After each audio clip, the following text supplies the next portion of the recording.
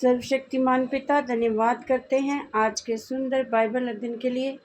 खुदावन हरि को बड़ी बरकतें आशीष करे पिता, यीशु नाम से मांगती हूँ, आमीन। हम पढ़ेंगे सबोपदेशक का 7 अध्याय, जीवन से संबंधित चिंतन। अच्छा नाम अनमोल इत्र से और मृत्यु का दिन जन्म के दिन से उत्तम है। भोज के घर में जाने से शोक ही के घर जाना उत्तम है, क्योंकि सब मनुष्यों का अंत यही है।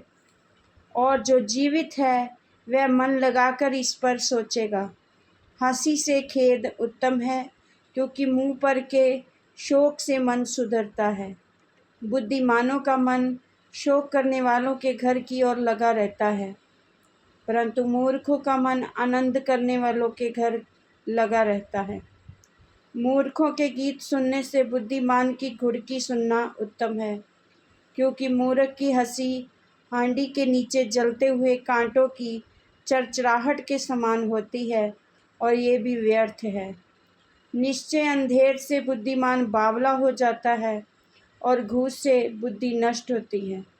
किसी काम के आरंभ से उसका अंत उत्तम है, और धीरजवंत पुरुष अहंकारी से उत्तम है। अपने मन में उतावली से क्रोधित ना हो, क्योंकि क्रोध मूर्खों ही के हृदय में रहता है। ये ना कहना बीते दिन इनसे क्यों उत्तम थे, क्योंकि ये बुद्धिमानी से नहीं पूछता। बुद्धि मिरास के साथ अच्छी होती है, वरन जीवित रहने वालों के लिए लाभकारी है। क्योंकि बुद्धि की आड़ रुपये की आड़ का काम देता है, परंतु ज्ञान की श्रेष्ठता ये है कि बुद्धि से उसके रखने वालों के प्राण की रक्षा होती है। परमेश्वर के काम पर दृष्टि कर, जिस वस्तु को उसने टेढ़ा किया उसे कौन सीधा कर सकता है। सुख के दिन सुख मान और दुख के दिन सोच, क्योंकि परमेश्वर ने दोनों को एक ही संग रखा है, जिससे मनुष्य अपने बाद होने वाली किसी बात को ना समझ सके। अपने व्यर्थ जीवन में मैंने ये सब कुछ देखा है।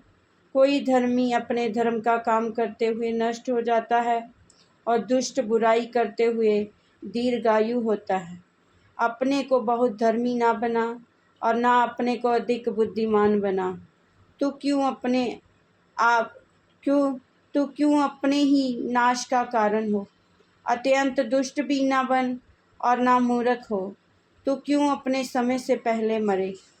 ये अच्छा है कि तू इस बात को पकड़े रहे, और उस बात पर भी हाथ ना उठाए, क्योंकि जो परमेश्वर का भय मानता है वह इन सब कठिनाइयों से पार हो जाएगा। बुद्धि ही से नगर के 10 हाकिमों की अपेक्षा बुद्धिमान को अधिक सामर्थ्य प्राप्त होती है। निसंदेह पृथ्वी पर कोई ऐसा धर्मी मनुष्य नहीं जो भलाई ही करे और जिससे पाप ना हुआ हो। जितनी बातें कही जाएं, सब पर कान ना लगाना। ऐसा ना हो कि तू सुने कि तेरा दास तुझी को श्राप देता है, क्योंकि तू आप जानता है कि तूने भी बहुत बार दूसरों को श्राप दिया है। ये सब मैंने बुद्धि से जांच लिया है। मैंने कहा मैं बुद्धिमान हो जाऊंगा, परंतु ये मुझसे दूर रहा।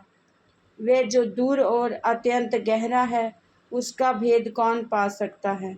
मैंने अपना मन लगाया कि बुद्धि के विषय में जान लूं, कि खोज निकालूं और उसका भेद जानूं, और कि दुष्टता की मूर्खता और मूर्खता जो नीरा बावलापन है को जानूं। मैंने मृत्यु से भी अधिक दुखदाई एक वस्तु पाई, अर्थात वह स्त्री जिसका मन फंदा और जाल है, और जिसके हाथ हथकड़ियाँ हैं। जिस पुरुष से परमेश्वर प्रसन्न है वही उससे बचेगा, परंतु पापी उसका शिकार होगा। देख, उपदेशक कहता है, मैंने ज्ञान के लिए अलग अलग बातें मिलाकर जांची, और ये बात निकली जिसे मेरा मन अब तक ढूंढ रहा है, परंतु नहीं पाया। हजारों में से मैंने एक पुरुष को पाया, परंतु उनमें से एक भी स्त्री नहीं पाई। देखो, मैंने केवल ये बात पाई है कि परमेश्वर ने मनुष्य को सीधा बनाया, परंतु उन्होंने बहुत सी युक्तियाँ निकाली हैं। इस वचन के द्वारा प्रभु ब्लेस करेंगे सबको। जय मसीह की। आमीन।